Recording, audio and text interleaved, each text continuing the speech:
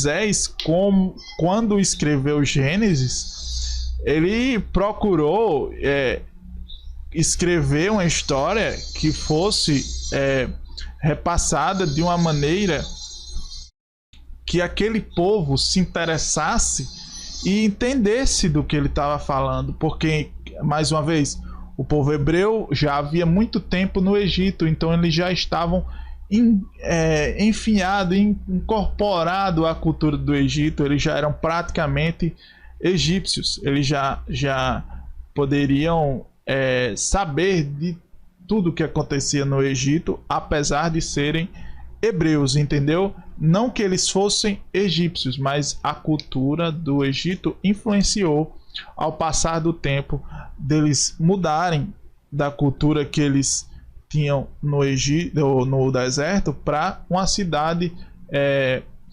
cosmopolitana. Eu acho que é isso que eu queria falar. É uma cidade, uma metrópole da época, né? Onde havia um rio Nilo, todo mundo ia para o Egito comercializar, é como se fosse aqui no Brasil São Paulo, ou no mundo uma Nova York, né?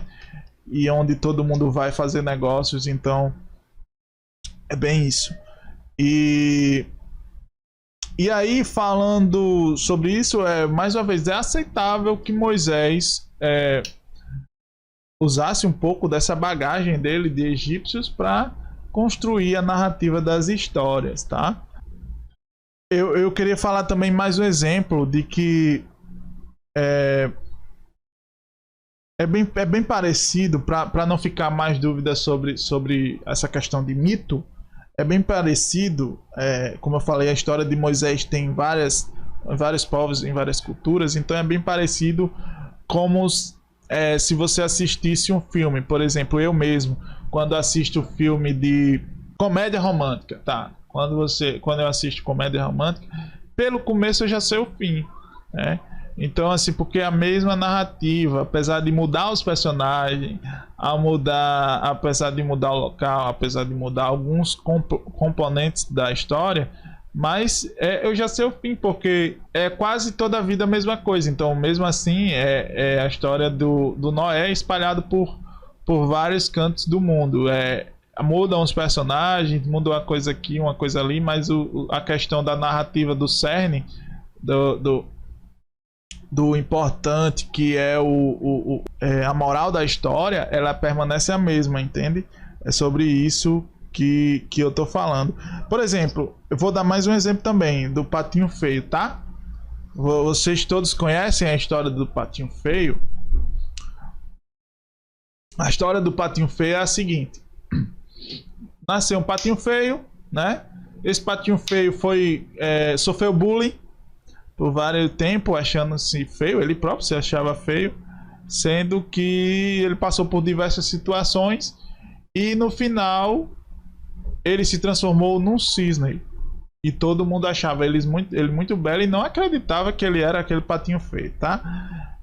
A história é essa. Perceba a questão de florear a história. Eu poderia parar aqui, contar tintim por tintim e dizer, era um cisne branco e tal, não sei o que, e quando ele era pequeno com os olhos bugalhados. Você tá entendendo? Essa é o floreio da história, mas que não muda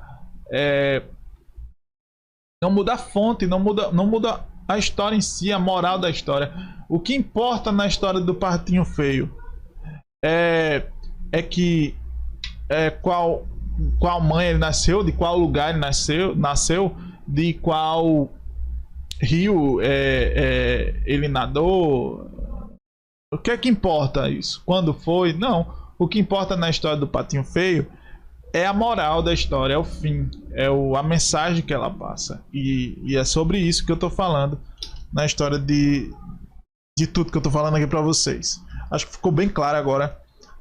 Dessa vez, se não ficou, pode deixar nos comentários que a gente conversa um pouco mais, tá? Bem-vindo pessoal da Twitter, bem-vindo pessoal do YouTube, sejam bem-vindos, tá? Se quiser comentar, fiquem à vontade, alguma coisa a acrescentar, que aí eu leio ao vivo, tá bom?